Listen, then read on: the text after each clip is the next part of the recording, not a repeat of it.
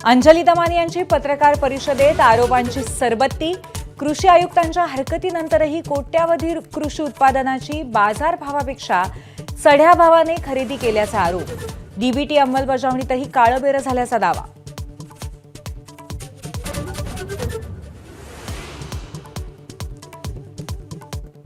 धनंजय मुंडेंच्या कृषी मंत्रिपदाच्या काळातले घोटाळे अंजली दमानी यांकडनं चव्हाट्यावर।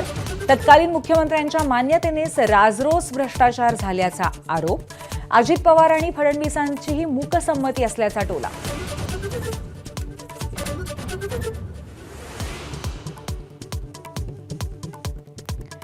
मुंबई महापालिकेचा यंदाचा अर्थसंकल्प 74,000 कोटींचा।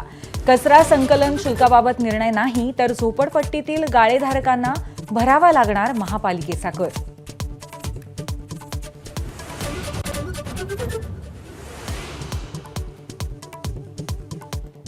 कॅबिनेट मीटिंगपूर्वी शिवसेनेच्या मंत्र्यांची प्री कॅबिनेट। उपमुख्यमंत्री एकनाथ शिंदेंनी बोलावलेल्या बैठकीला शिवसेनेच्या कॅबिनेट तसंच राज्यमंत्र्यांनाही उपस्थित राहण्याच्या सूचना।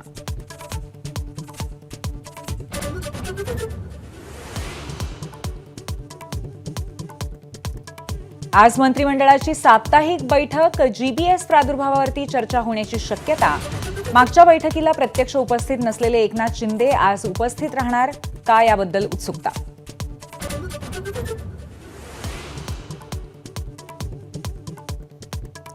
मुख्यमंत्र्यांच्या वर्षा बंगल्यात रेड्याची मंतरलेली शिंग पुरल्याची चर्चा।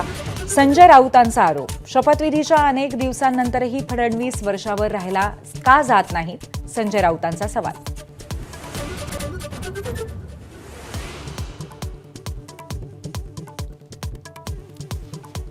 मुंबई महापालिकेतल्या कथित खिचडी घोटाळ्याप्रकरणी सूरज चव्हाणला हायकोर्टाचा दिलासा। 1 लाख रुपयांच्या जामिनावरती होणार सुटका।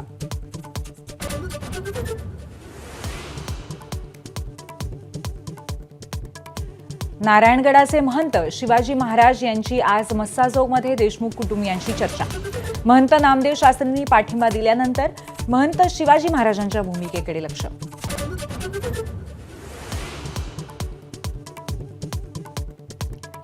पुण्याला पाणी पुरवणाऱ्या टेमघरच्या दुरुस्तीसाठी आज वाढीव खर्चाचा मंत्रिमंडळ बैठकीपुढे प्रस्ताव।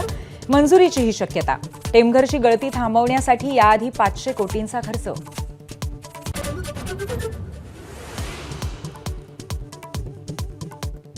काँग्रेसला आक्रमक आणि विरोधकांचं नेतृत्व करू शकणाऱ्या प्रदेशाध्यक्षांची गरज। माजी मंत्री नितीन राऊत यांचं वक्तव्य। पक्षाने संधी दिली तर प्रदेशाध्यक्ष बनण्याचीही तयारी।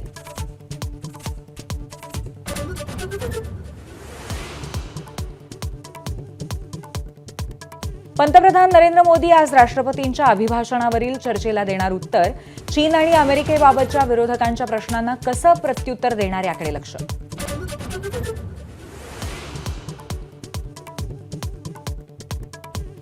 वाहनधारकांना मोठा दिलासा। संपूर्ण देशभरात होणार एक समान टोल आकारणी। केंद्रीय मंत्री नितीन गडकरींची माहिती। लवकरच सॅटेलाइटद्वारे टोल वसुलीला सुरुवात होणार। आंतरधर्मीय विवाहाची लाजिरवाणी शिक्षा। माहेरी आलेल्या मुलीला तिच्या 4 वर्षांच्या मुलासोबत बांधून डांबलं। जालन्याच्या भोकरदनमधला प्रकार।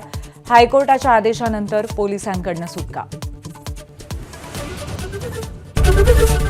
एबीपी माझा, उघडा डोळे बघा नीट।